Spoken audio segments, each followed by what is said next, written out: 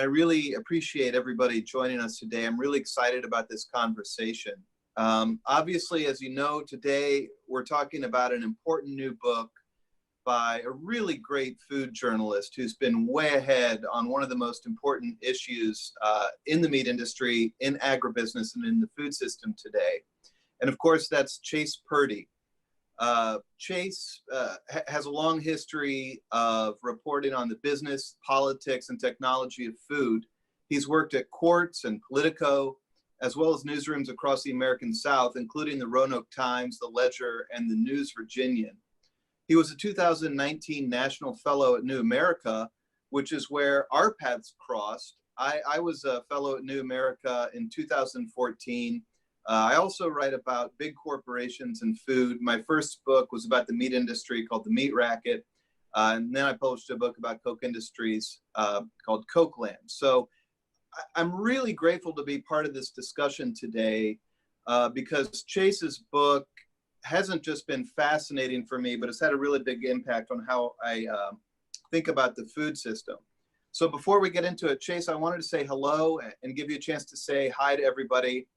How are you doing in this quarantine era?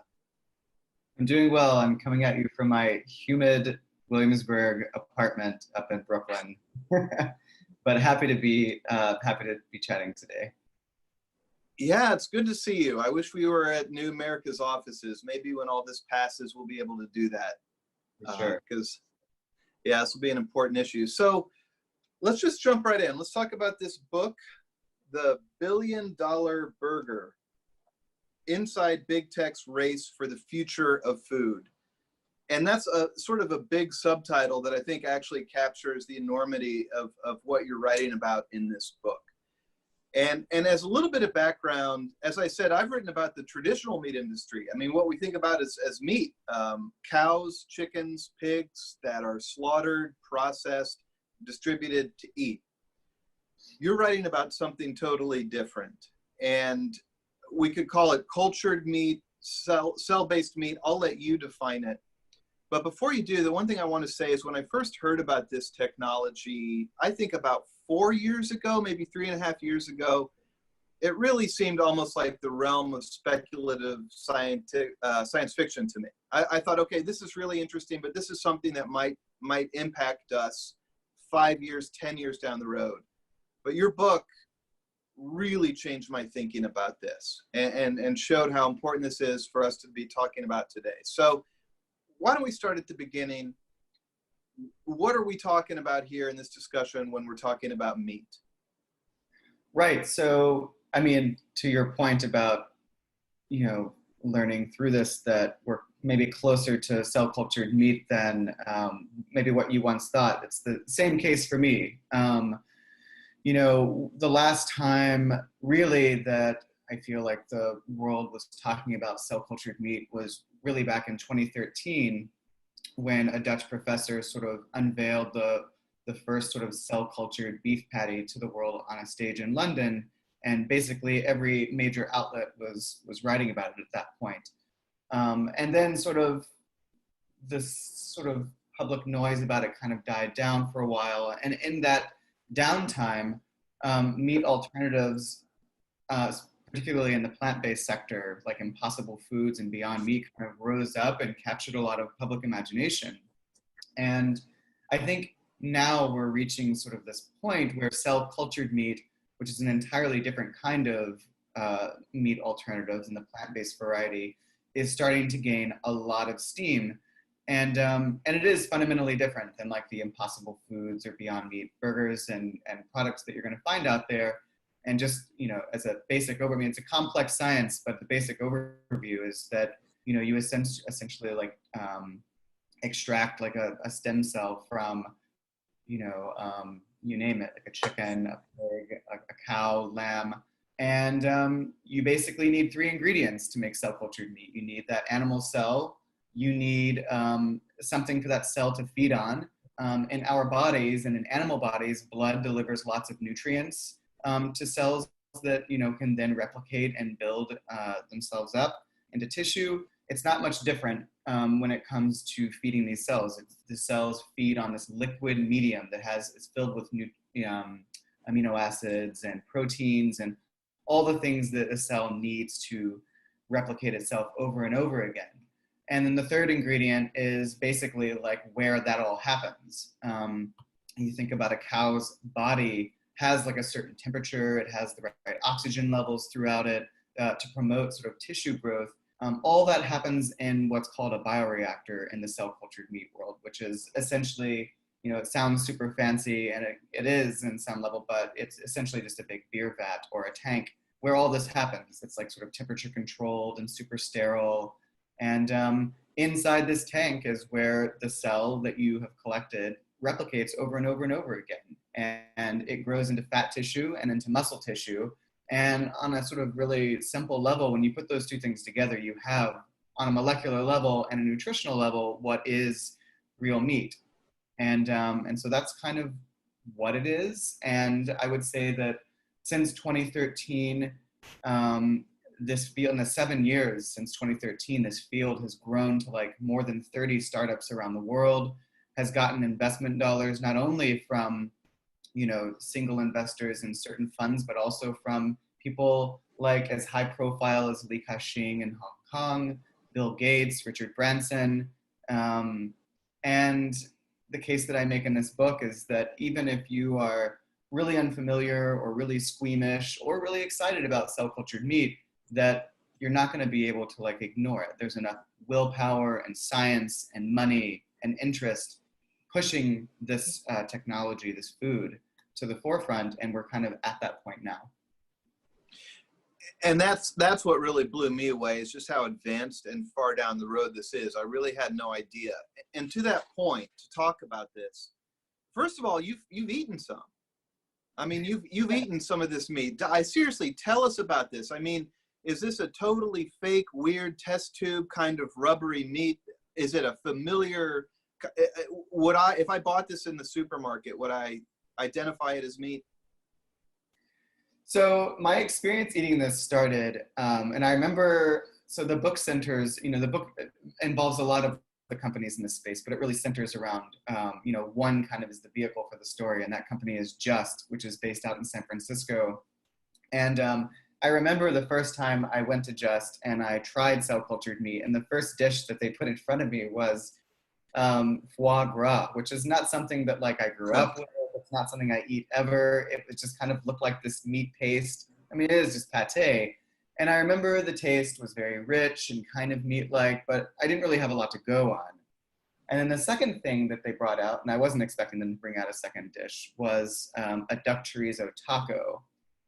And that really sparked my interest in this and got me much more excited about trying other products, which would include a meatball, chicken tenders, chicken salad, fried chicken.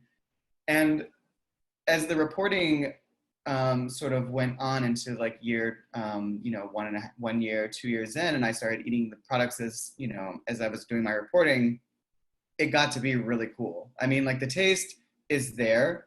Often what I would do before I would taste these things though, is I'm really interested in sort of like kind of tearing into it and seeing what it looks like on the inside. And I remember I was at another company that's based in Silicon Valley and was given sort of this chicken tender that had been very simply seasoned, just a little bit of salt and pepper. And the way I sort of describe this is if you, any of the sort of the listeners right now, or even you, if you slice into like a chicken breast that's been cooked, you'll notice it's kind of like stringy. Mm-hmm. It's actually really hard to get cells to grow in that linear fashion. And I remember pulling apart this chicken tender and seeing it be just that and thinking like, wow, like we've reached this point to where not only does this taste and have the mouthfeel of meat, but it actually is growing just like meat as well. It was super fascinating. And it all tasted really, it tasted like you would expect it to. That's the other funny thing about meat is everyone's like, did it taste good? And it's like, well, meat on its own is kind of just a basic flavor. It's really how you season it and serve it that makes it interesting. But on a fundamental level, it all tasted how it should have tasted. Understood, totally, yeah. It tasted like chicken, right? So, yeah. Okay, so instead of a slaughterhouse, this meat is created in almost, it sounds like a giant brewery, really, is what it might look like to the outsider with these big tanks. It tastes like meat as much as, frankly, probably your industrial chicken tastes like chicken anymore. It feels like meat. It has that experience. One of the things you really point out, though, for this industry to become mainstream, to where I can go to the grocery store and make a choice between traditional meat and cell-cultured meat, is cost. And you were talking about when some of these first products were revealed in 2013. Let's talk about the cost per pound and where it was a matter of years ago, where it is now, and where it needs to be for this thing to become mainstream. Right. So the cost now really depends on kind of what company, what species is being grown. But to hit rewind and go back, because I think that's really where you can see just how dramatic some of these changes have been. When that Dutch professor that I talked about introduced the first cell-cultured beef patty on a stage in London back in 2013, that ended up being about $330,000 per patty, or about $1.2 million per pound, which is slightly out of most people's price ranges. But, you know, now, depending on what you're making, this can really range between, you know, I think whenever I was last at Just, they were talking about it being about $50 per nugget, or $100 for like, you know, like a $200 per pound of like chicken meat. Some companies, I think it was Memphis Meats, had mentioned they've gotten theirs down to about $1,200-ish. And that's a significant drop. That's very, very expensive still. It's a significant drop. And those were all prices that were laid out before any of these companies had made sort of, or built any kind of facility that was an official like production facility, which once those are being built, and there are about 5 companies now that are building them or have one already, once those are built, that's when you're going to start seeing like serious declines in price, because they'll have the equipment and the scalability to kind of like take it to its next step. And another way that prices drop too is, you know, that second ingredient that I mentioned earlier, which is the cells feed on this nutrient-dense liquid medium. For a long time, at the very earlier stages of this industry, the companies were using what's called fetal bovine serum, which is what it sounds like. It was basically cow fetus blood, which is super rich in all these nutrients. It's often, I mean, this is a product that's used in pharmaceuticals a lot.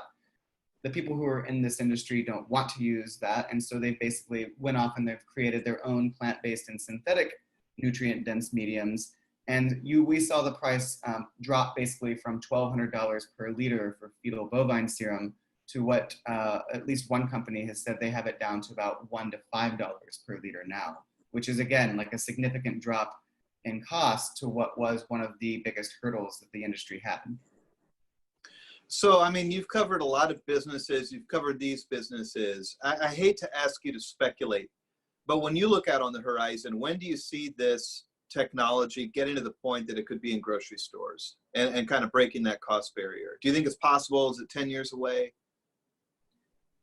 I mean, I don't have a crystal ball, or like, I don't know how to read the news of this. So it's difficult to say grocery stores. That's a good question. I mean, if you ask me when would this be out in a restaurant somewhere in the world, I could easily envision that being in the next like 6 to 8 months even.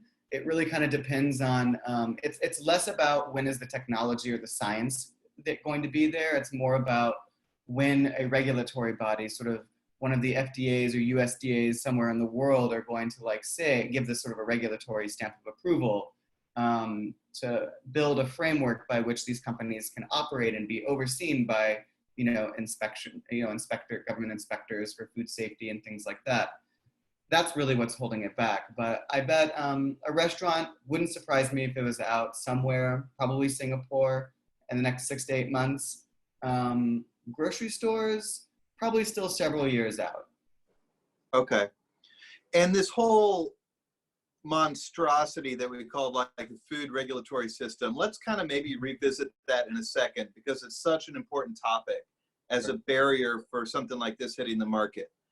But okay, I kind of want to shift gears here to talk about what's behind this. Okay, we've talked about the technology itself. and the cost. But I want to come at this in two ways. First of all, what was so fascinating about your book were the people behind this, the people behind this industry, because a lot of them aren't just doing it to make a buck. I mean, there's this real idea here that changing the nature of meat is a fundamentally important thing to do for our health, for the environment, for all these issues that surround modern industrial meat production, okay? So I'd like to talk about that, but in the background, and we'll get to this, we can't ignore the fact your book is coming out in the middle of an absolute crisis in the meat industry that we're seeing right now. The traditional bread and butter, slaughtered animals meat industry is undergoing a crisis, which really, I think, adds a lot of fuel to this discussion about what's going to happen on the horizon and what's going to happen next.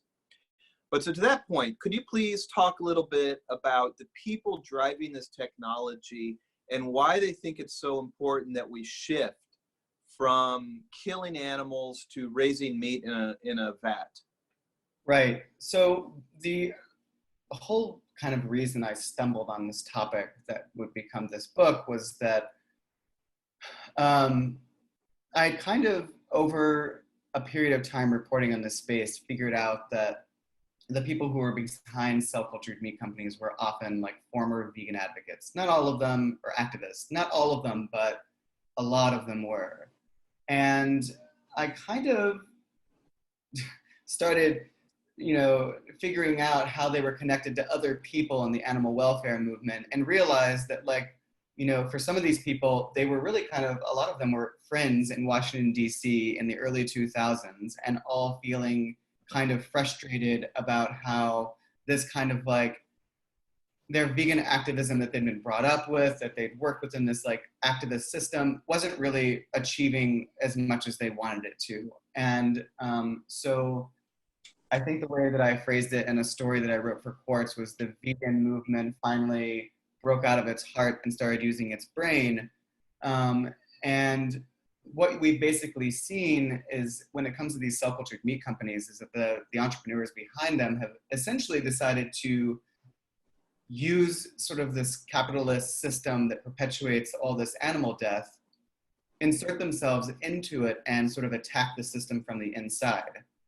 And that's kind of what we see. We see they're using this very compelling science and technology to sort of subvert this bigger system by creating real meat without the elements of the meat system that they detest.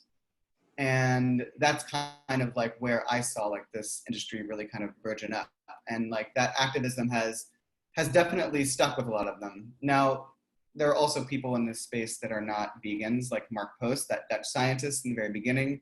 But the guy at the center of the book, Josh Tetrick, the CEO of Just, is definitely sort of one of those people who still remains really mission driven. If you kind of chart back to how his sort of career began and sort of the trials and tribulations that he faced, he still very much kind of is that vegan activist type. And I think in the book at one point he even, he had gotten over a sort of a funding round challenge, and was basically finally, this company is run by an activist and not by sort of these investors. And so he even sees the company kind of in that respect. So that kind of is, at least, for some of these people, that kind of strikes at what their motivations are.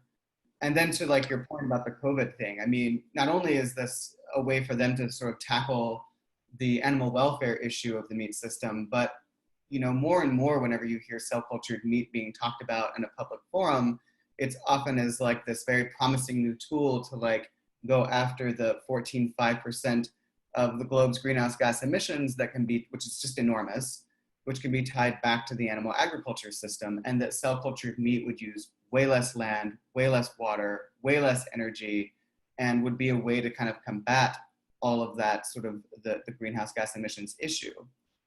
But what's interesting is that now, as we've sort of gone through this global pandemic, it almost offers a real sense of urgency behind, an extra sense of urgency behind an issue that's less abstract than even climate change, which is sort of the impacts of COVID-19 on our meat system. Whether you are a consumer who's worried about meat shortages and meat prices in the grocery store, or whether you're somebody who is disturbed by the number of animals that are being culled because meatpacking plants have had to close down, or because you're someone who's concerned about labor rights issues, as we've seen like workers in meatpacking plants being asked to return to work even if they're afraid of like contracting the virus. Um, Suddenly like this opens a whole big door for like cultured meat companies to basically again push their sort of narrative of why they're important, because I mean, the meat system has been absolutely hobbled by this virus because of the way that it's set up. This sort of hyper-consolidated, more centralized system that, you know, just a handful of plants are meatpacking plants are responsible for a vast majority of the meat that's produced in this country. You know, I ran the numbers back in April, which is, these are old now, but you know, there was at a point in April when several plants had been shut down, and I looked over at the USDA numbers, and just a handful of plants being shut down decreased pork and beef production by around 36 to 37% each, which is just like a colossal amount of meat that just wasn't being made anymore because of this sort of surprise global event that, like, you know, they weren't prepared for. Yes. And I think this has brought home the real risks and the fragilities in our meat system that people have been kind of talking about and worried about for a long time. But the COVID crisis has made it real in a way that it never has been in modern times. So what I mean to say is you go to the grocery store and stuff isn't there, or it's really, really expensive.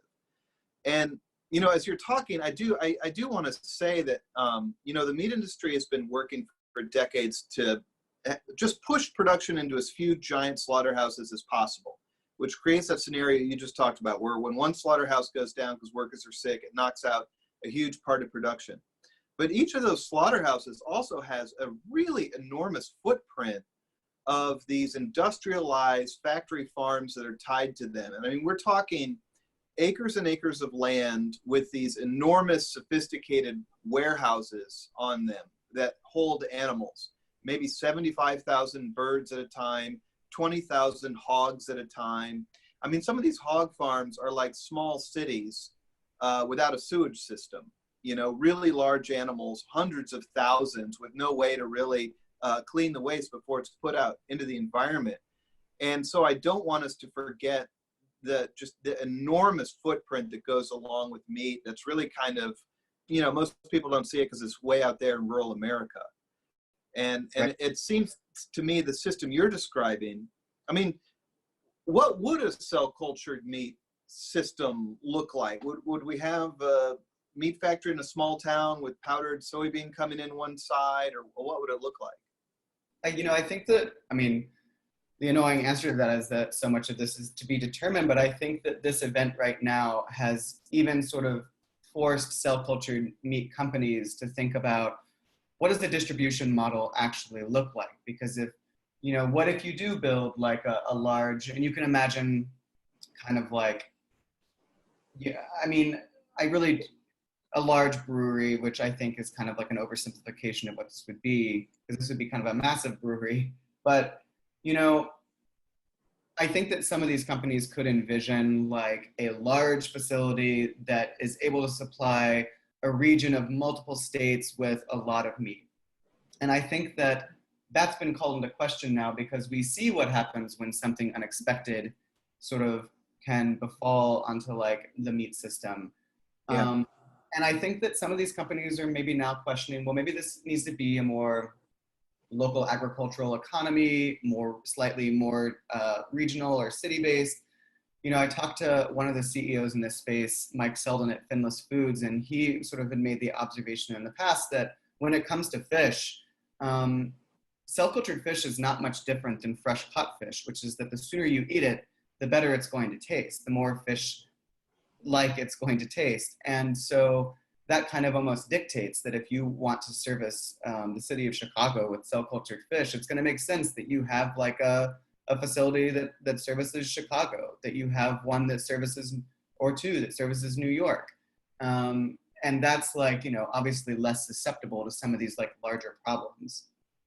I do think Yeah. that you know, one of the things, it's easy to criticize the meat system and to look at this and be like, this is a massive problem. And I'd almost be interested in what some of your thoughts are on, you know, how do you kind of balance too, like, if one, you know, the consolidation has obviously created like a big problem in a circumstance like now, but also I think a lot of people in the meat system would say, but look how efficient we are, look how cheap meat is, look how widely available we can make this product. And I think that that's sort of, you know, something that has to be thought about as well as we think about, you know, will cell-cultured meat be able to step in and sort of provide the same thing? Chase, I don't know if I'm the guy to ask about this anymore. I feel so jaded about the whole thing. And I mean, having reported on it for a long time, you know, the industry is so consolidated and top heavy right now. And this was not like a group of agronomists sat down and said, what is the best way we can raise meat and deliver it to people as efficiently as possible? It really was like Tyson and Smithfield and JBS saying, hey, if we can raise money on Wall Street, buy out our competitors and shut down their slaughterhouses, and then consolidate slaughter into these big mega slaughterhouses, our profits are going to skyrocket. And that's exactly what happened. So, you know, the system, in my mind, was designed through total neglect on the public policy front, driven by the business plan of a few companies. And, you know, I think my view has been further darkened by a lot of the law enforcement stuff that's been coming out lately. The Department of Justice just indicted the head of the second biggest poultry company in the country for rigging prices in a complete audacious, like fearless manner. I mean, sending text messages like, hey, good morning, should we rig the market today, basically. And so when you've got behavior like that, it's really hard for me to sympathize with their view. And the view you just laid out, you know, with more fresh delivery, regionally based, new competitors in the market, you know, new companies, new technology, more choices for consumers. I mean, that feels really different to me. And it feels like something that could shake up this existing status quo. Right. So all this being said, what I can see that you can't see is like, I don't know, dozens of questions are piling up here. Everybody really wants to ask you a lot of questions. So if it's okay, I might start getting to those. Yeah, let's get into. Yeah, I want to make this a conversation, and this stuff is piling up. I don't want to monopolize your time. Okay, question number one. You mentioned in interviews that Tyson Foods is an investor in this new industry. This perfectly segues with what we're just talking about. Do you see a possible union between these two industries that would seem to be naturally at odds?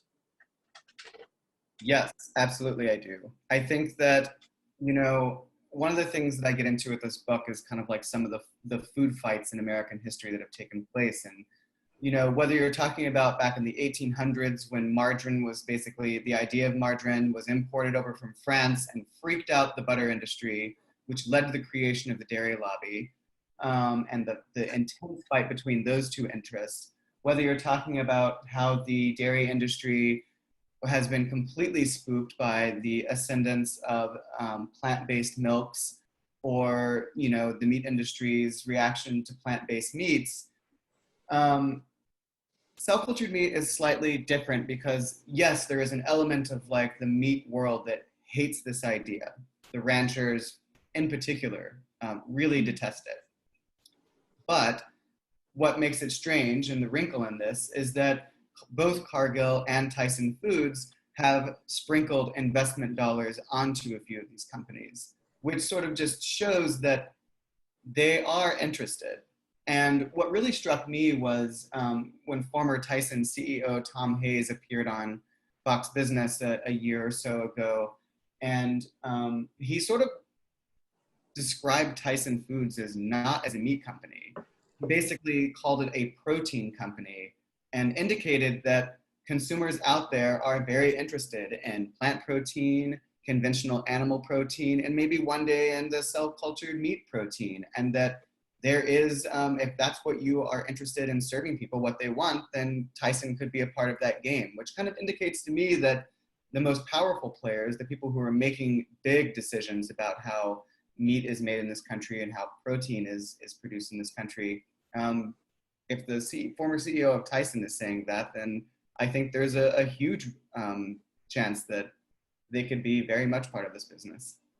But my question, let me ask you, as the self-described cynic here, I mean, what if these big companies just use their money to buy out a competitor, the way Facebook bought out all these upstart communications platforms? I mean, you know, what if Tyson just absorbs this and we're still left with a top-heavy consolidated meat industry? I mean, do you see that as a risk, or what do you think about that? You know, I think that to be determined is like certainly what we just talked about with, I mean, just think about it, even if Tyson doesn't use that tool, there aren't a hell of a lot of players in this space. So you can imagine that you kind of still have a version of what exists today, which is a few players control the majority of the meat, but maybe the distribution model is different. So we don't totally solve this kind of like monopolized idea. And in fact, like one of the CEOs, again, Mike Selden of Finless Foods said, you know, this might be the case. It may be this like sort of landscape where there are a few players that are making most of this. And maybe that's bad, maybe it's not, to be determined. But like, yeah, Tyson could absorb a few of these. I mean, that's all like, I mean, that's one of the reasons why I think we have to be really thoughtful about cultured meat. It doesn't get some pass. They don't get to avoid questions about transparency or about business model. They should be grilled, so to speak. But it's a great question. How have I never used that meat pun in all these years that we need to grill these companies? That actually leads right into this next question, which I think is a great one that a lot of people care about, which is that traditional, before we go, I've got a bully pulpit advertise antitrust law, competition policy. It's a great thing. Google, we should look into that more. So as this new industry emerges, I think, as you said, we do need to keep an eye on competition law. It matters. Okay, enough. Question. Traditional meat production and processing is troubled by serious food safety issues that really became apparent through the Jack in the Box incident, that food poisoning. And boy, there are a ton of examples of that. So how will cell-cultured meat compare in that regard? Great question. And the former food safety reporter in me loves it. And it's definitely something that I ask the scientists in this space. And what they will tell you is that you can really trace back things like E. coli and salmonella and these like horrible problems basically back to one thing, which is animal manure.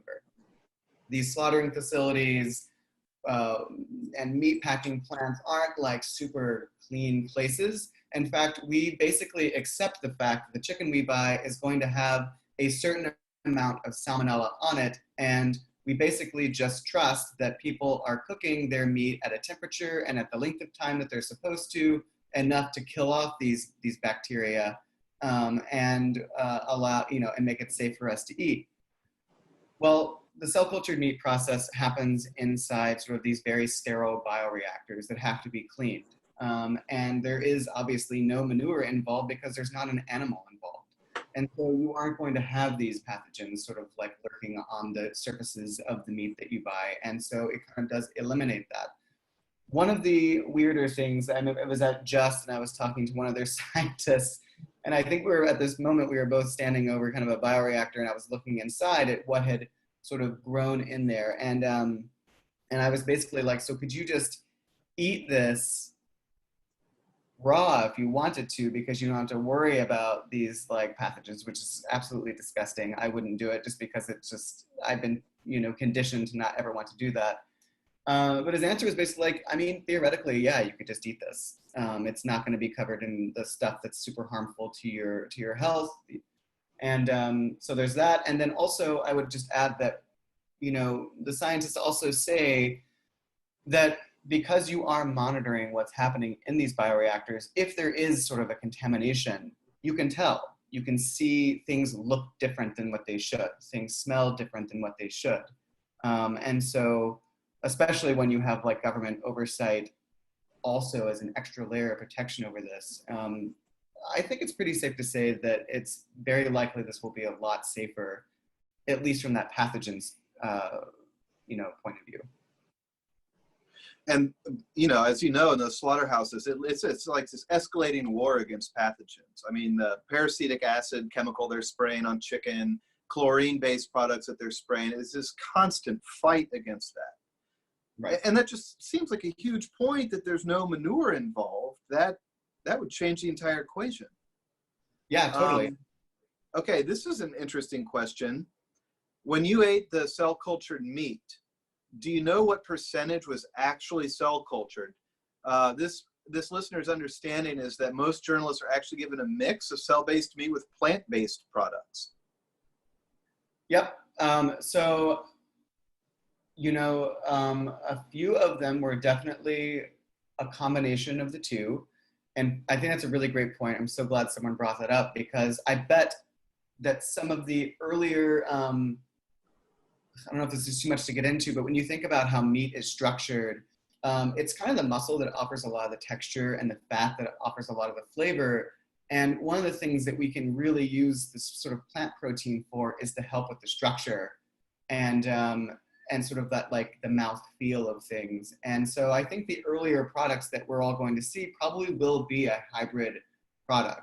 That said, I have tasted, it was a chicken tender that I tasted that was, and I mean, I guess I had to take this at the company's word. I asked, like, how much of this is plant-based versus cultured?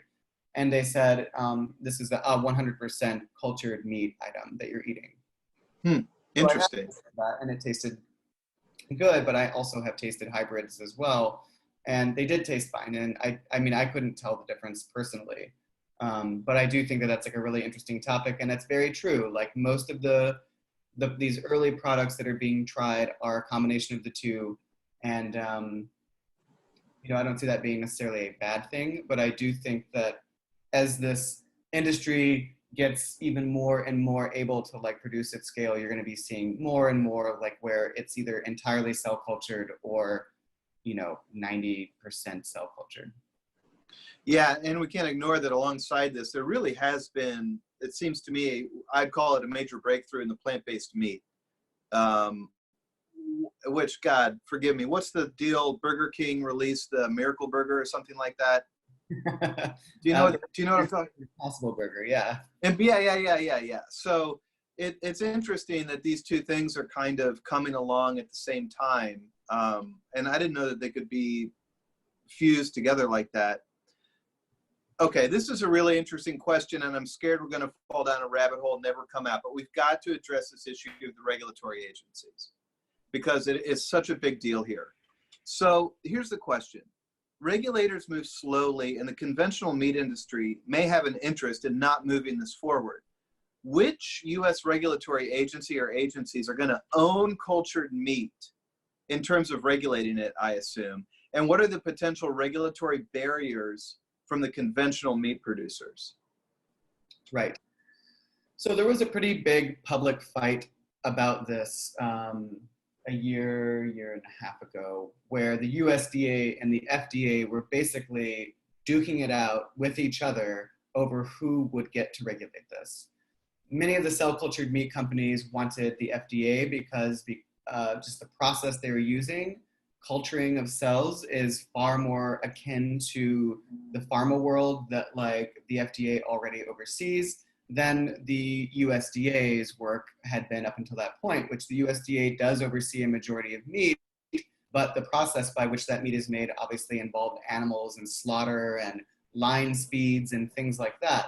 So there wasn't, like, a very clear owner of this space, and there was a fight over it.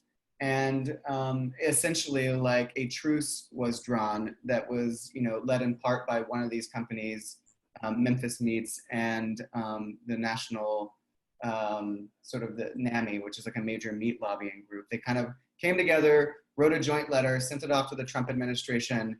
And what sort of wound up being hashed out was that the FDA and the USDA would share responsibility for overseeing this kind of cell-cultured meat regime, and that they would both work together to create the regulatory pathway. The FDA would be looking and overseeing a lot of the cell collection and sort of this like culturing aspect. And then on the other side of that, the USDA would concern itself with like the food safety element and the labeling. So they're sharing duties. And I think that in terms of the part of the question about where the meat industry could kind of like really get in and like disturb this process if they want to, is that labeling element. What do you call cell cultured meat? Can you call it meat? How do you label it? Like, that is something that I think could really be a headache in the future, but it's too soon to tell. And who knows, if a company the size of Tyson gets in this business and really, wants to start selling this stuff, maybe that kind of eliminates a lot of that lobbying power that could sort of go into really screwing things up for cell cultured meat companies. All that said, yes, the regulatory process is generally slow and red tape is tough to work through. But right now, as of this moment, what the USDA and the FDA are really relying on is for cell cultured meat companies themselves to basically deliver to them documents that basically lay out, like, here's what our process is going to be. Here are all the potential risks and hazards. Here's how those will be addressed. That's obviously going to be a long, complicated technical document that basically dots all their I's and crosses all their T's. And it's once the FDA and USDA have like all of that paperwork and all of that documentation and are able to like then go through it, that we'll be able to really move forward with this sort of regulatory pathway that can be like imagined and actually, made into a real thing. So, yeah, totally. And quickly before we move on, I mean, this like FDA, USDA partnership, how concrete is that? I mean, have they actually started, building some kind of agency or group, or is it just sort of this agreement in principle? Where are we? Yeah, no, so the two of them have basically created like 3 working groups that then like go in, they tackle different elements of this. And, it wasn't that, it was, I think back in April that the OMB, I believe, or one of the government or GAO released like a report that basically said like, these 2 agencies can be working a little more closely together to get this thing done in an expeditious manner, but like things are happening. Okay, and that actually was the next question. So I feel like we addressed that. Okay, this is really interesting. Switching gears here a little bit to look at the economy of rural America, where raising animals and raising meat is still an economic pillar of many rural communities in the Midwest, the Southeast, the ranch lands of the West. So here's the question. Do you think the enormous number of small cattle ranchers, dairy farmers, and other small meat businesses are aware of the coming existential crisis that's coming their way? It seems to me that they're mostly unaware that these new meat technologies are likely to destroy their business model over the coming few decades. So do they know that this tidal wave is coming? Yes, I think that every single rancher that I've spoken to, whether they're a small operation or a larger one, every single one that I've spoken with has been aware of this. A lot of them don't really take it very seriously yet. But I mean, I think it is on most of their radar. I think they have heard of it. I think that they talk about it, and they usually use the term fake meat when they do talk about it. In terms of them sort of seeing this oncoming storm coming their way, I think that it's easy to talk about this in a really dramatic way, as if like cell cultured meat comes on the scene and like the flip of a light switch, it just sort of zaps, all these farming families out of business, which I don't think is really a realistic way of thinking about how this might unfold. There is a lot of work by some people in the cultured meat space to really go out and try to woo ranchers to incorporate cell cultured meat technology into their existing operations, to like try to convince them that you can do both. Whether that's like long-term sustainable, I don't know, but I know that there is an effort to like try to like get ranchers to like buy into the idea and to start their own operations and create locally grown meat. And I think that like if you look at this in its most sort of blunt way, um, this is going to be phased in over time. It's not like all the cattle herds are going to disappear overnight. It's not like every rancher is going to be put out of business overnight. This is something that I think will ease its way into like the public imagination, ease its way into like the economy. And yeah, I don't see it as being something that's going to be sort of like ravage the community, farming communities, right away. And I think Yeah. that different cell culture meat company CEOs are have differing levels of being blunt about this. Mark Post, and the Dutch scientist from 2013 who unveiled the first beef patty, is pretty forward when he's on stage and says, "In the long term, there's probably just no future for you," which definitely is like shocking and angers a lot of people. Other people in this space definitely take a softer tone whenever they talk about how this will ultimately be integrated into our food systems. Yeah, it reminds me a lot of the tension and debate around, for example, autonomous vehicles. I mean, it's not like in the year 2023, all of a sudden there will be no truck drivers or any drivers. You know, things like this do tend to roll out over time. That kind of makes sense to me. Yeah, totally. Yeah. Um, so, do you think the next question? Do you think that the animal dairy industry will be the first to give way to cell-based dairy? I don't know what first to give way means. Mean embrace it or have to deal with it. I do know. Maybe be crushed under the heel of. Uh, No, I'm kidding. I'm sorry. no, I don't know. I know there's a lot of angst in dairy world around a lot of food technology, and it's hard to like. It's hard to begrudge any dairy community.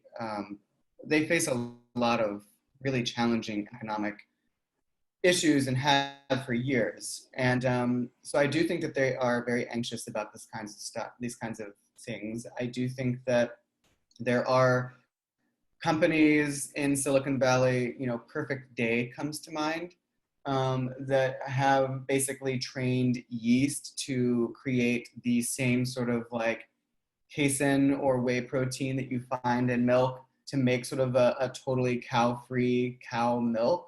And I mean, that I think that they have established relationships with like at least one massive multinational company already. So will they be kind of like have to confront this? Yes, they will have to confront this kind of like food technology that relies on fermentation to like create a product very similar to theirs. And they're probably going to, if time has taught us any lesson in terms of how they've responded to plant-based milks, I think they'll probably be dragged along kicking and screaming with this technology too. I was about to say, I mean, they've still got oat milk and almond milk and all this other stuff to deal with. And they're absolutely doing everything they can to like, fight those. I mean, they're going state house to state house and trying to limit how plant-based milks can label their products in grocery stores. Yes, yes. So, hey, here's a really interesting question.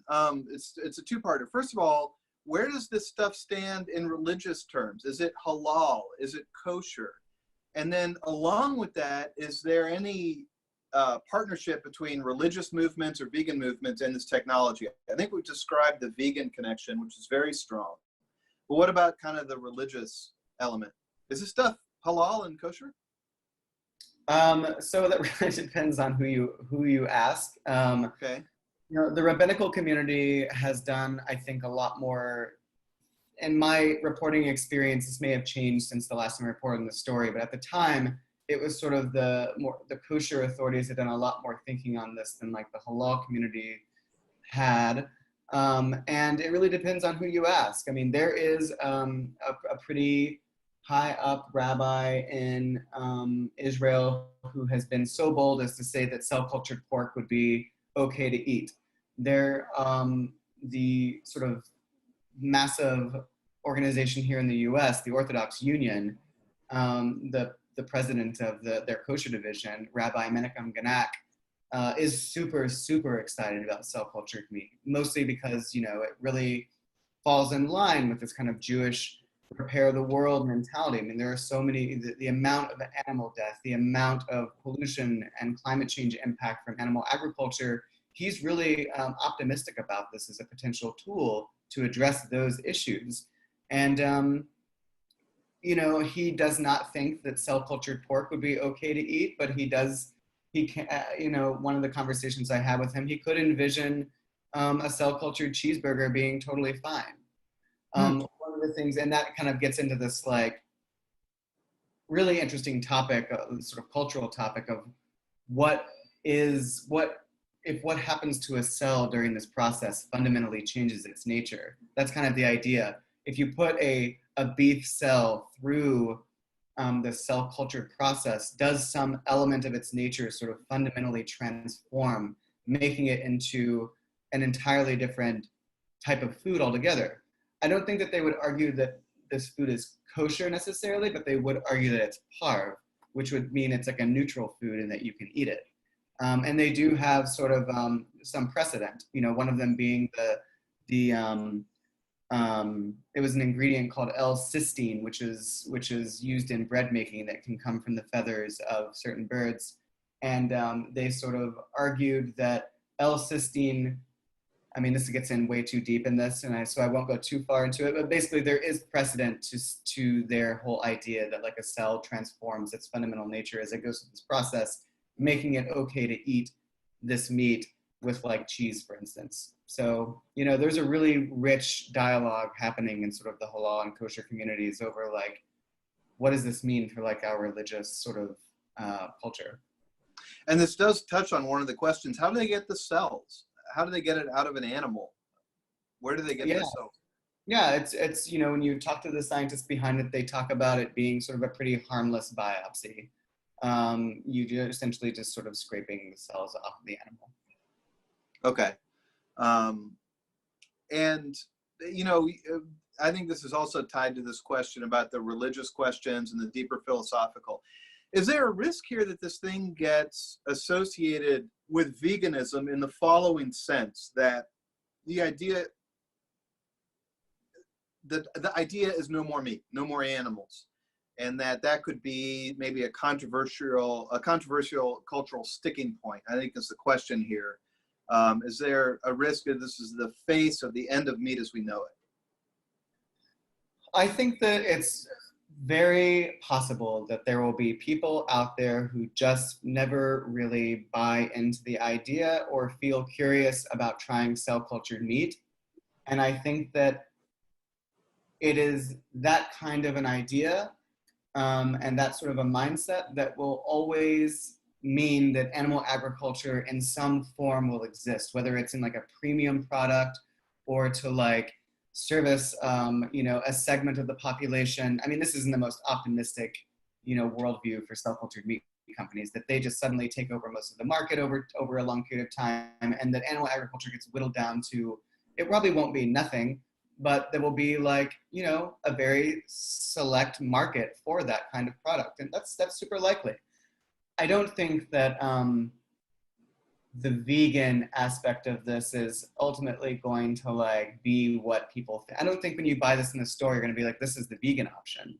I think it's going to be, this is the, you know, this, whenever anyone, and I do buy oat milk, but like when I buy oat milk, I don't think like this is the vegan option. I think this is for me, this is the lactose free option that like, it's going to be better for me to, it's easier for me to eat. I think that like cell-cultured meat could be something similar to that. So I want to wrap, you know, since we're getting a little close on time, let me please wrap two questions into one, what this future might look like. So one question is, you know, Impossible Foods says they're basically going to make a plant-based version of everything, all the way to the sirloin steak.